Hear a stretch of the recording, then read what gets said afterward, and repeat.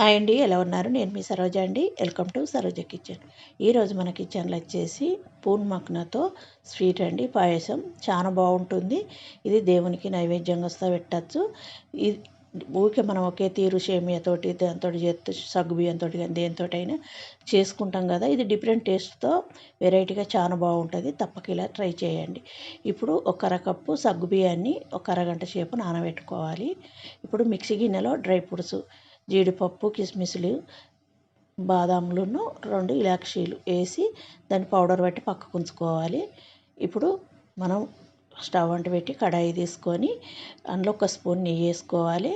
నెయ్యి కరిగినాక ఇప్పుడు మనం ఫస్ట్ పూన్ మక్న వీటిని ఫ్రై చేసుకోవాలి.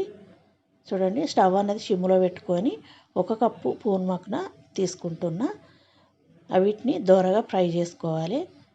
మనం ఈ పూన్ మక్ల చాలా మంచిదండి. ఈ తామర గింజల నుంచి వచ్చే పేలాలు ఇవి మనం ఏ క్లాస్ వాళ్ళు తినేది వాళ్ళకు చాలా ఉపయోగాలు ఉంటాయి.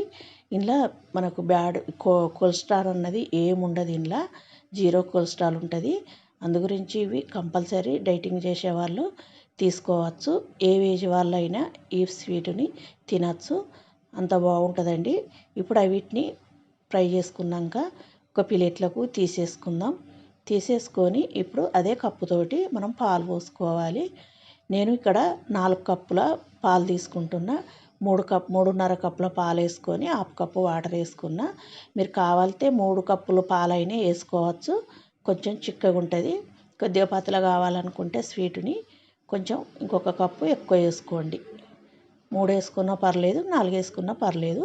ఇప్పుడు నేను 3.5 కప్పుల పాలు వేసుకొని ఒక 1/2 కప్పు వాటర్ వేసుకుంటున్నా. చిక్కడి పాలు తీసుకోండి. పాలు వేసుకున్నాక మనం ఇవన్నీ పాలు కాగేదాకా మనం కాసుకోవాలి. మనకు పాలు అన్నది ఒక పొంగొచ్చి కొంచెం దగ్గర పడాలి. పాలు అన్నవి కొంచెం వినకాలి. మనకు పాలు చిక్కగా అయితేనే చాలా బాగుంటుంది. ఇది చూడండి, పాలన్నీ దగ్గర అయ్యేదాకా అట్లా కాసుకోవాలి. ఈ మక్లతోటి మనం స్వీట్ కాకుండా హాట్ అయినా చేసుకోవచ్చండి. డైటింగ్ చేసేవాళ్ళు ఈ కంపల్సరీ రోజు మనం ఉదయాన్నే 1 కప్పు తిన్నారంటే మనకు చాలా ఉపయోగాలు ఉంటాయండి. కంపల్సరీ ఇలా చేసుకోండి. మనకు కొంచెం ఒళ్ళు నొప్పులున్నా, కాళ్ళ ఆపులున్నా, మనకు అంత నీరసంగా ఉన్న ఈ స్వీట్ తింటే చాలా బాగుంటుంది. నీరసాన్ని సుతం పోడగొడుతుంది. అంత బాగుంటుందండి. సగ్గుబియ్యంతో కాంబినేషను ఇంకా సూపర్ ఉంటుంది. ఇలా తప్పక ట్రై చేయండి. ఇప్పుడు సగ్గుబియ్యం అన్నీ ఉడికించుకోవాలి. సగ్గుబియ్యం అంతా ఉడికినాక ఇప్పుడు మనం పట్టుకున్న డ్రై ఫ్రూట్స్ సుతం వేసుకోవాలి. వేసుకొని ఒకసారి అంతా కలుపుకోవాలి. మనం డ్రై ఫ్రూట్స్ పొడి వేసినాం కదా, చిక్కగా అవుతాయి పాలు. చిక్కగా టేస్టీగా చాలా బాగుంటుందండి.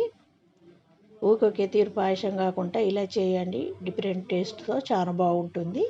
పిల్లలైనా పెద్దలైనా ఇంట్లో ఉన్నవాళ్ళు ఎంజాయ్గా తింటారు. అంత బాగుంటుంది. ఇప్పుడు నేను 1 కప్పు చక్కెర వేసుకున్నా. అంటే 1 కప్పు సగ్గుబియ్యం 1 కప్పు పూన్ మక్న తీసుకున్నాం కదా, 1 కప్పు చక్కెర వేసుకోవాలి. మీరు చక్కెర బదులు బెల్లం వేసుకున్నా పర్లేదండి. హెల్తీగా చేయాలనుకుంటే బెల్లం వేసుకోండి.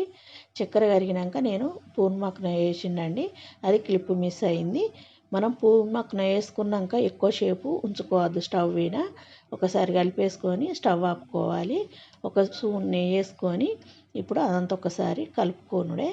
చూడండి, మనకు అట్లా చిక్కగా అవుతుంది. కొద్దిగా చల్లారితే ఇంకా కొద్దిగా చల్లగా అయితే చిక్కగా అవుతుంది. మనకు టేస్ట్ అయితే చాలా బాగుంటుంది. సర్వింగ్ చేసుకుందాం.